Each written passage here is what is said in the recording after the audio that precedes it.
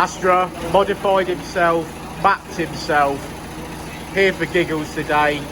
Let's hope he gets the result he's after. He's an enthusiast and he's loving it. So fingers crossed he gets some power out of his complete home build. 1.7 Astra diesel. Here we go.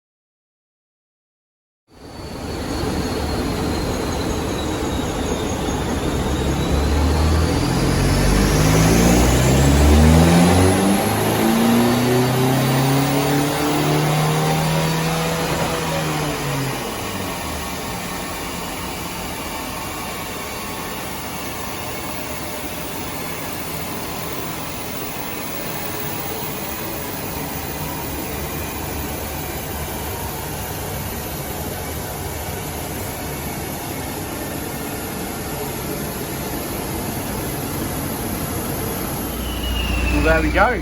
That curve looks pretty good, to be fair. And she's made 144, we'll call that 145 brake horsepower, and 264 foot-pound of torque. Well done. That's a good result.